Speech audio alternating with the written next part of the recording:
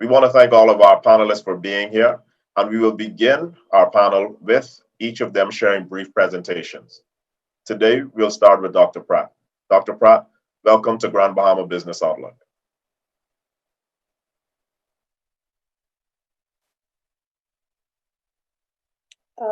Good morning. I should say good afternoon. Thank you. Hopefully everybody can hear me and you can see this. I'm going to have a brief presentation, and it's just pretty much to walk you through and just to kind of a show and tell of what Grand Bahama has gone through and kind of show you what we have been through and the challenges we have faced before Dorian and taking you into a COVID era, and then what how we've recovered and how we've overcome all of our challenges. And if you see here, pretty much we have a lot of we have one public facility here in Grand Bahama, which is around Memorial Hospital. And it's an 87 bed facility pre-Dorian, and it's the Round Memorial Hospital, because this is pretty much an ICU, obstetrics and gynecology ward, pediatrics department, med surg ward. And we had 7 clinics, main clinics and 3 satellite clinics in Grand Bahama and outlying surrounding keys. We have several outpatient facilities in Grand Bahama. This is our main hospital here. This photo of it. This is one of our satellite clinics on Coral Road. Here is our West End clinic. Here's where I am actually now, the Kidney Center here in Freeport, which is a private facility where we provide outpatient dialysis. This is the medical pavilion on Dr. Forbes' clinic, which provides one of our other private facilities here in Grand Bahama. As you can see, we provide numerous services here on Grand Bahama. And I'll just take you through what happened during Dorian. I live here and I was born here, and so we went through a devastating Category 5 hurricane. It was very, very tough for us, and so numerous lives were lost. Our healthcare facilities suffered a devastation. We were under flooding, and so both economically and social challenges, but most importantly, there was a lot of healthcare challenges. This is outside the Round Memorial Hospital. As you can see in this picture, this is Dr. Burton's brand new Mercedes-Benz that only a few months old was pretty much underwater, and so we were under pretty much like 6-7 feet of water in the hospital. Here is the pediatric ward. As you can see, was totally destroyed. About 3 or 4 feet of water there. This is the operating theater, again, totally devastated. This is one of the medical wards here this is after Dorian. So post-Dorian, pretty much the accident and emergency room was pretty much the only thing that was left that was functional.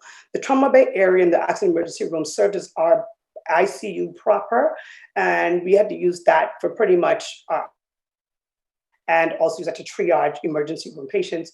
Obstetrics and gynecology patients had to be pretty much housed over the Sunrise Medical Center temporarily. A makeshift tent we use as our administration offices. So we pretty much suffered major devastation on the island. And our road to recovery, as you all know, Samaritan's Purse. They came to our aid and they helped us tremendously, and we're ever so grateful to them. This is our tent hospital. I was there when they were putting it up in 24, 48 hours. They erected this miraculous facility, and the staff came down. They provided relief to us for about 4 weeks. They saw the fatigue.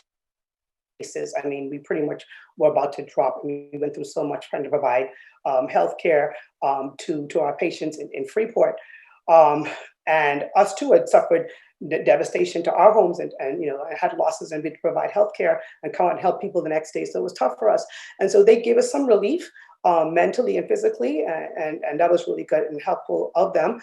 And as you can see here, they helped to provide care for patients in the community and help provide a relief to us as well. And this is an overview. I love this photo because you can tell it seems like this is nighttime where the light is shining down. You can see I look at this as God is shining down on us and kind of helping us through all of this devastation. Later on, a few months later, this is the urgent care facility. Sorry, this is the operating theater that was added on to the emergency room where surgeries were being done because the operating theater was out of commission. So this was a pod that was commissioned, and surgeries were being done here in this pod. This was our temporary. Use this for. It's still actually in use right now. That we perform surgeries in this up to date. This is the clinic here at High Rock that was totally devastated. When they went up there, pretty much the building was gone, the foundation, everything was gone. So these were the pods that were originally put out there that were used for the High Rock Clinic. Right now it's been reconstructed, but they use these pods here for the clinic as part of the recovery efforts. So we functioned out of these pods, out of the emergency room for our ICU, all the way for months and months and months. Of course, with using the Samaritan's Purse, and then they stayed for us for a few months. They took those down, and then we did okay for a little bit. We struggled, and then comes COVID.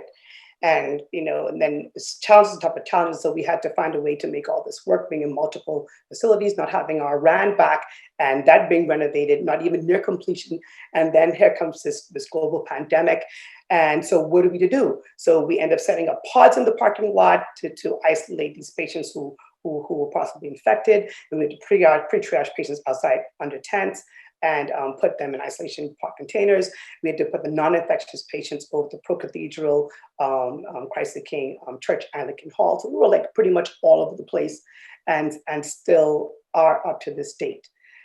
We also had to outfit Cancer Association building for our COVID patients there. So this is our COVID ward. This is inside of the COVID building. We still use this to house COVID patients.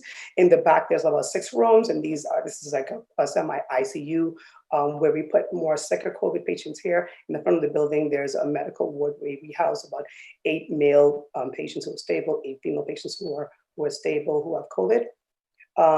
But recently, this is our new medical surge 3 isolation unit, and this is for our sicker COVID patients. So we just started using this about a few months ago, and this is inside. We have 5 rooms in here, and this has 7 beds. This is one of the new rooms in here that can house very ill COVID patients. So our new ICU COVID ward, which is state of the art.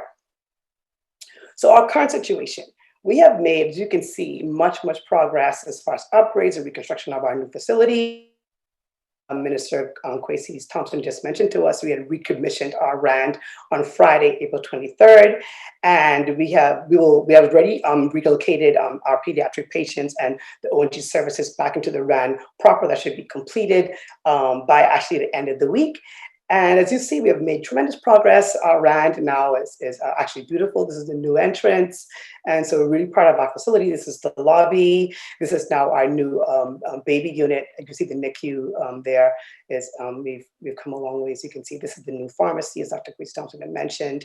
And this is actually, you can see where we've come from the flood. This is actually the new operating theater, state-of-the-art equipment in there. This is a new male medical ward and female medical ward. And as far as our COVID, we've also made progress with that as well. Our vaccine rollout in Grand Bahama was on March 22nd. That was very successful. Up to date, we've inoculated about 4,500 persons with the AstraZeneca vaccine at the Susan J. Wallace Community Center. This is the vaccination rollout Dr. Bartlett is speaking to, and you can see Minister Kwesi there and his wife, and also Pt2 and his wife as well. And this is the rollout. They became inoculated on the first day of that. Dr. Bartlett is getting his jab, and this is when the next day following the rollout, when the community has opened to community, usually people 65 years and older were able to receive their vaccination. So that's pretty much in a summary to kind of tell you where we were pre-COVID, pre-Dorian, going through Dorian, our how we went through the recovery and how we got to devastation, went through the recovery efforts and where we are now.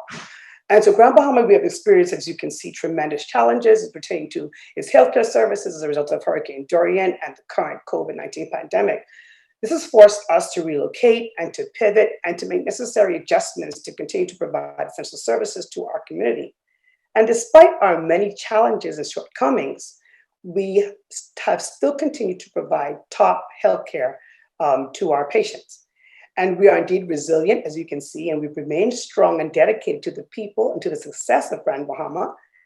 And we, as myself, our healthcare, continue to encourage persons to take the vaccine, abide by current safety protocols, and work together so that we can help curb and hopefully defeat this current COVID pandemic. And that's all I have to share for right now. And I'm going to open the floor soon for questions, for anyone who has questions. Thank you so much, Dr. Pratt.